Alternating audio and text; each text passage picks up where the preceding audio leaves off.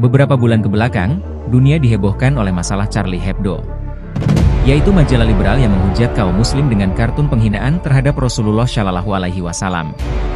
Count Henry de Chastry, seorang pengarang dari Perancis yang menulis dalam bukunya yang berjudul Islam pada tahun 1896.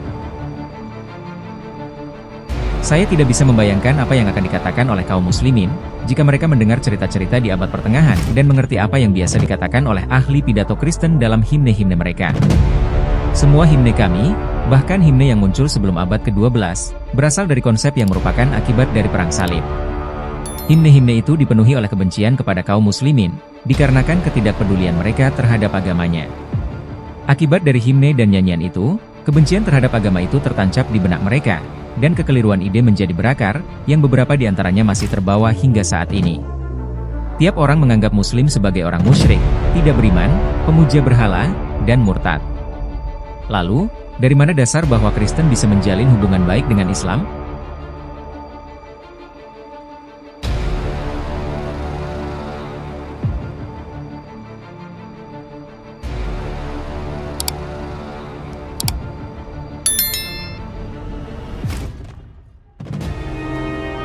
Kebencian Kristen kepada Islam bukanlah hal yang mengada-ada. Walau sudah demikian jelas faktanya, para pengikut ajaran Kristen malah sering balik menuduh bahwa pengungkapan fakta itu dianggap sebagai provokatif. Tidak tanggung-tanggung, seorang paus pun tak segan menebarkan kebencian kepada Islam. Pada 12 September 2006, sehari setelah peringatan serangan 11 September, alih-alih mengambil simpati umat Islam, Paus Benediktus XVI, yaitu pemimpin tertinggi umat Katolik di dunia, dalam pidato ilmiahnya di Universitas Regensburg di Jerman, kembali mengulangi penghinaan terhadap Islam untuk kesekian kalinya. Paus berpidato dengan tema, korelasi antara iman dan logika, dan pentingnya dialog antar peradaban dan agama. Namun, isinya melenceng. Paus Benediktus XVI mengutip pernyataan Kaisar Bizantium abad ke-14, yaitu Kaisar Manuel II Palaiologus, yang merupakan hinaan dan kecaman terhadap Islam dan Nabi Muhammad Shallallahu Alaihi Wasallam.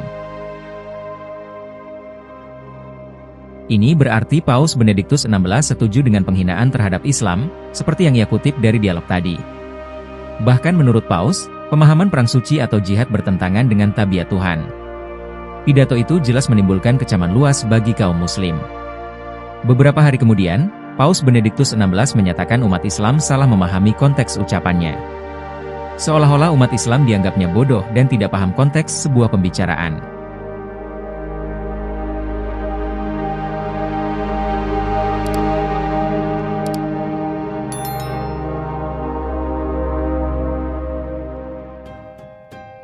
Sebuah Al-Quran palsu dengan nama The True Furqan, yang dicetak di Amerika oleh dua perusahaan percetakan, yaitu Omega 2001 dan Wine Press. Judul lain buku ini, The 21st Century Quran, yang berisi lebih dari 366 halaman, baik bahasa Arab dan Inggris.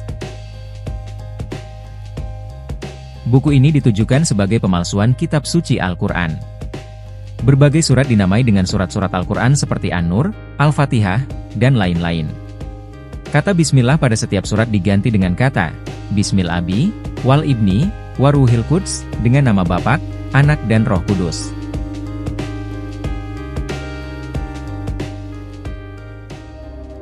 Tahun 1999, The True Furqan sudah pernah menyerbu masyarakat. Edisi yang diterbitkan yaitu Wine Press Publishing, dengan mudah bisa dibeli di toko-toko buku di Amerika. Bahkan di dunia maya internet, The True Furqan ini bisa diakses dengan sangat mudah. Ini menunjukkan adanya keseriusan dalam kampanye pemalsuan Al-Quran dari umat Kristen. Dan mereka sendiri mengakui bahwa tujuan The True Furqan adalah sebagai alat penyebaran agama Kristen, kata Al-Mahdi kepada Baptist News.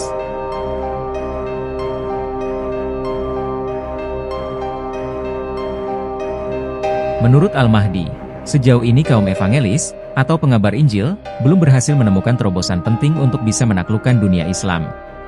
Tak hanya dari kalangan rohaniawan, bahkan tokoh politik barat pun sangat membenci Islam.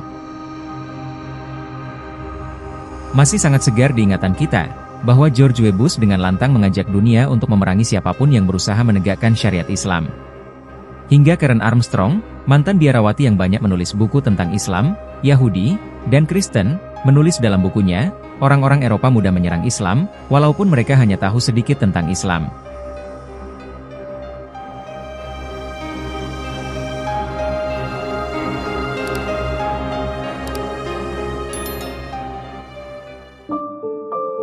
Konsep tauhid dalam Islam, dan akar permusuhan Kristen dengan Islam.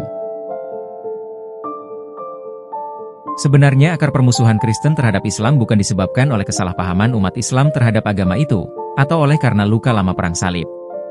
Ketidaksukaan orang Kristen terhadap Islam lebih fundamental dari itu, yakni karena penolakan Al-Quran secara tegas tentang penyaliban Nabi Isa dan konsep Trinitas dari Kristen. Penolakan ini berarti juga pengingkaran atau pengabaian terhadap keyakinan yang selama ini dipegang erat oleh kaum Kristen. Jadi, akarnya terdapat di dalam Al-Quran. Para ulama terdahulu menulis karya-karya yang mengkritik keyakinan Kristen tersebut. Al-Ghazali misalnya, menulis Al-Rad Al-Jamil li Ilahiyati Isa bi Syar al-Injil.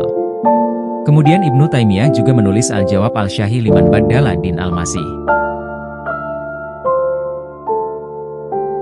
Tulisan mereka bukan propaganda, tapi penjelasan kembali tentang apa yang disampaikan oleh Al-Quran.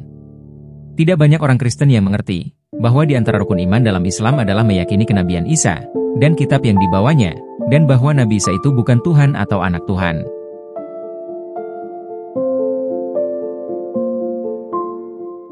Jika kitab Injil yang asli dapat dibaca pada hari ini, tentu tidak ada pertentangan dengan Al-Quran.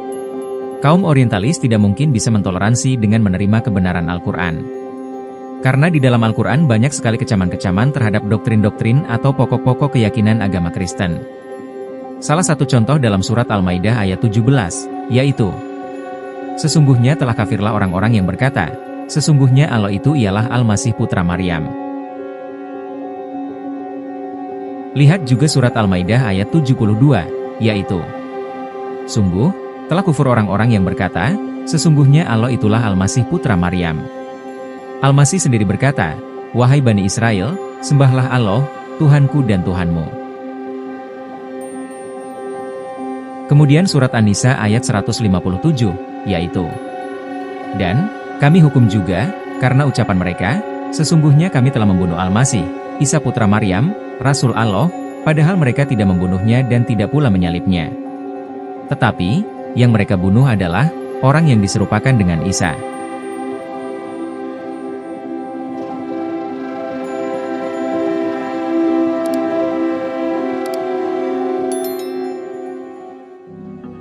Kandungan Al-Quran yang mengecam ajaran Yahudi dan Kristen, seperti itu akan menuai reaksi balik dari orang-orang Yahudi dan Kristen sepanjang masa. Kaisar Bizantium, yaitu Leo III, yang hidup pada tahun 717 sampai 714 Masehi, artinya 85 tahun sepeninggal Rasulullah Shallallahu Alaihi Wasallam, menuduh Al-Hajjaj ibnu Yusuf Al-Sakafi, yaitu seorang gubernur di zaman kekhalifahan Abdul Malik ibnu Marwan, telah mengubah Al-Quran. Kemudian Peter, yaitu pendeta di Maimuma, pada tahun 743 Masehi, menyebut Rasulullah Shallallahu Alaihi Wasallam sebagai nabi palsu. Yahya al-Dimashqi, atau dikenal juga sebagai John of Damascus, pada tahun 740 Masehi, menulis dalam bahasa Yunani kuno kepada kalangan Kristen Ortodoks, bahwa Islam mengajarkan antikristus.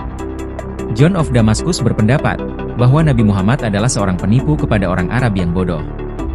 Fitnah-fitnah dan sikap permusuhan sengit terhadap Islam tersebut terus berlanjut, dan rupanya itu menjadi rujukan tulisan-tulisan modern para orientalis, seperti yang terkenal saat ini, seperti Robert Morey dengan bukunya, The Islamic Invasion, yang menyebar di negeri ini, dan membuat keresahan Muslim di Indonesia pada tahun 2003.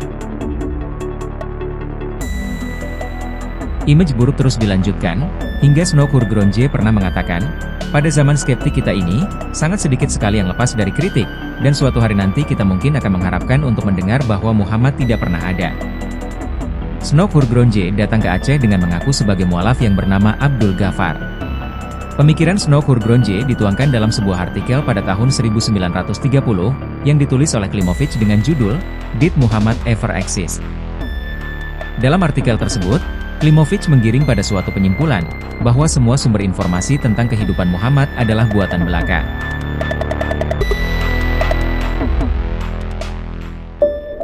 Jelas sekali, bahwa orientalis klasik maupun kontemporer mempunyai kebencian yang sama terhadap Islam. Hanya mungkin berbeda dari cara dan strateginya saja. Namun, pada intinya, mereka menolak kenabian Muhammad Shallallahu Alaihi Wasallam dan kebenaran Al-Quran. Demikianlah fakta dendam kesumat dan rasa benci orang Kristen dan Yahudi kepada Islam. Dan peringatan Allah tentang hal ini dalam Al-Quran sudah demikian jelasnya. Bagaimana menurut kalian? Ada tambahan? Silahkan tulis di kolom komentar.